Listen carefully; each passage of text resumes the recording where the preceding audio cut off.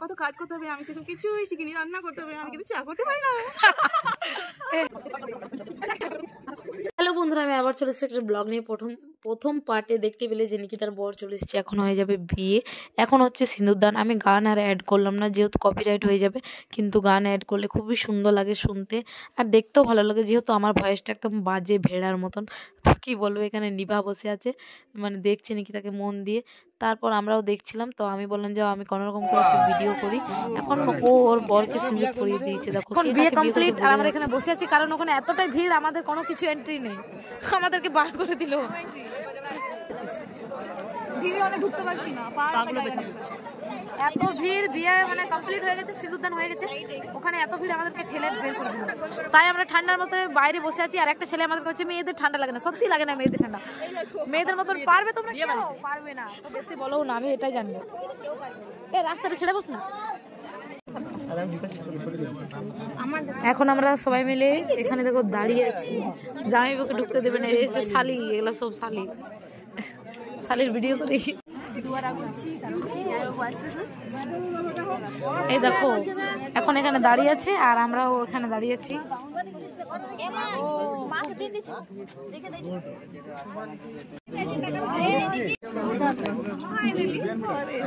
Finally বিয়ে হয়ে গেছে 9 বছরের পর। ওইদিকে তাকা। আর নোড়াটা উল্টে যায় না, বাস ও নোড়াটা না হাতে আছে।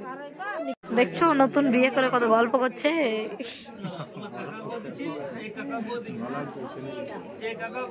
নিকিতা বিয়ে করে কেমন লাগছে?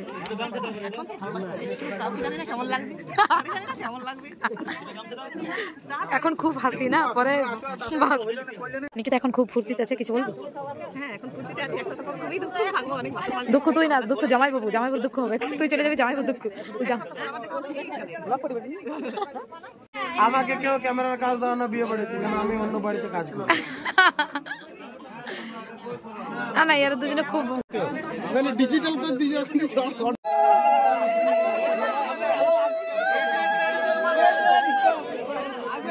ফটো তোলাতুলি করছে এখানে।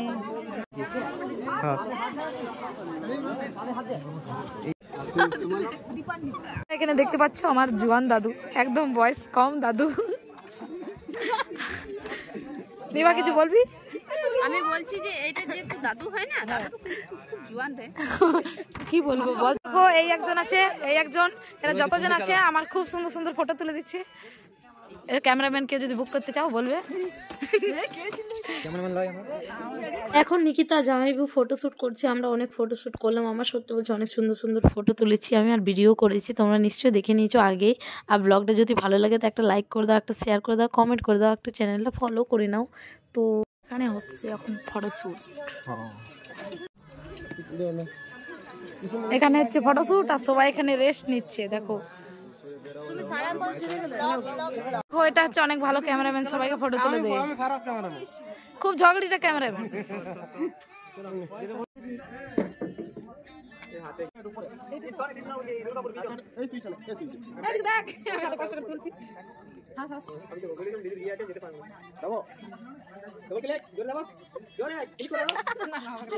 এখন বিয়ে সব কিছু শেষ, আর এই মেয়েগুলো দেখো আয়না দেখছি, মানে কি বলবো।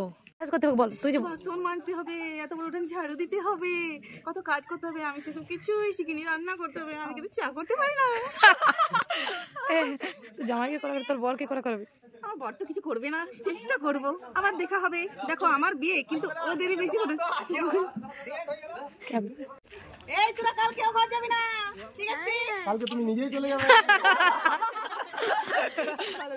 চলো চললাম। হ্যাঁ হ্যাঁ হয়ে গেছে, টাটা টাটা টাটা। এখানে দেখছো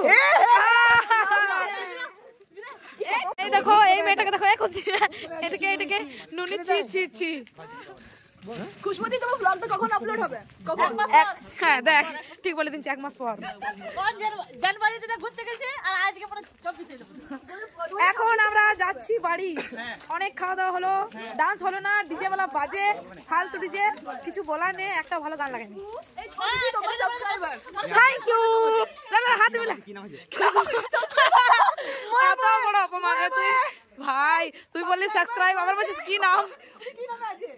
তুই রে আমাকে পেস্টিজ ডাউন করে দিলি আমার। হ্যাঁ রে ওই গানটা শুনছিল, পারবো না আমি ছাড়তে তোকে, ও গানটা শুনছিল বুঝলি? পারবো না আমি ছাড়তে তোকে।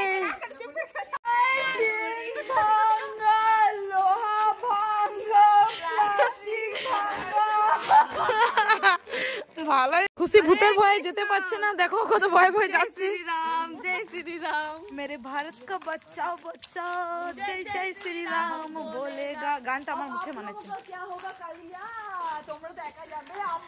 চলে এসেছি বাড়ি, ব্লগটা আজকের মতন এখান পর্যন্ত। আর এসে পরে আমি খোপা করলাম, দেখো আমাকে খোপাতে ভালো লাগছে কিনা, তোমরা নিশ্চয়ই একটু খোপাটা আমার দেখে নাও। আর আজকের মতো ব্লগটা এখান পর্যন্ত। আর এরা দেখো ঘুমাবার জন্য কেমন করছে, ওই দেখো একজনা এখানে আছে নিভা। কটা বাজে দেখা, টাইমটা দেখা। এত রাত তোর বর ফোন করেছে, বুঝ কেমন ভালোবাসে বর না বয়ফ্রেন্ড।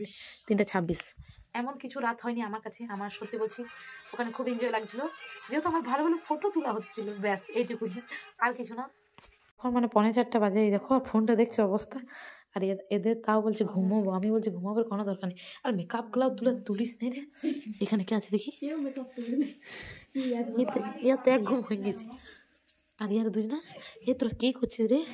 হ্যাঁ ফোন দেখছি বলে কি করছিস? আমি বসে বসে নখ খাচ্ছি, আমার খিদে পেয়ে গেছে। শুধু একজন জেগে আছে, যাতে আমি ওকে ব্লগে দিই। এই দেখো মেয়েটা, আরে খুশি বয়ফ্রেন্ডের চিন্তায় ঘুম নেই, ঝগড়া করে ঘুম হচ্ছে না। আরে পোস্টে যোগ তোর মুখটা দেখা না তুই। এ খুশিকে সত্যি আজ খুব সুন্দর লাগছে, সত্যি বলছি। খুশি অনেকদিন ভূতের মতো সাজিয়ে ভালো লাগছে, সত্যি বল খুশির মেকআপ ভালো লাগছে কিনা? আর খুশির চোখগুলো আমার বেশি বলিস, মানে আই ফ্রুটো।